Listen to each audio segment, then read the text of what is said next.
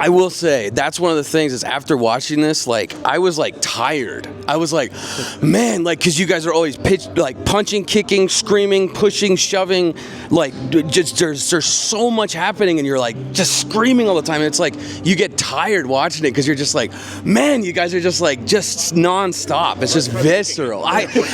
Dude. Tired. Did anybody get hurt? Were there any injuries like slamming into corners or banging off stuff? I split my head open. Yeah. Which I guess I got delirious because I split my head open, and then our one of our makeup girls was like cleaning up the wound in my head, and I was sitting there, and it was like 1 a.m, and I'm like, let's watch Weekend at Bernie's 2. And they're like, oh, you're fucked up. Hey, like, bud, hey, no. And they're like, you shouldn't shoot anymore. And then they all left. You need to watch Weekend at Bernie's 1. No, part 2's better.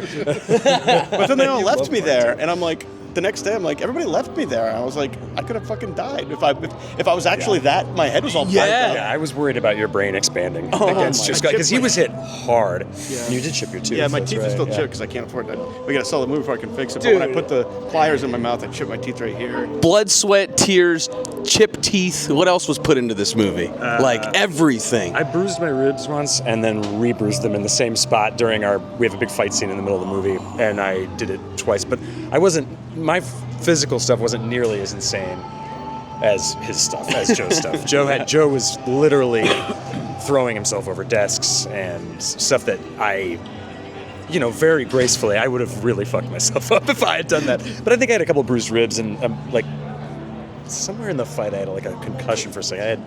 I was really nauseous the rest of the night, but that was about it. But you guys did all your own stunts. There was nobody. It was just like, it's just us, man. We got to do this. Like the night I had to run through a door in one scene, and it was just literally a door they bought at Lowe's, and they scored it with a camera shooting it like this, and he's like, I'm gonna fall right on you, and I'm like, fucking go through, you guys. Yeah, I was so get the shot. That's exactly what it was. Coward. It was just get the shot, coward. Basically. I love that. And so then you have all the pressure of like, I better do this right because it's one door, and it's made of it's real. And if you land on him and knock his ass out or crush the camera, like damn it, like.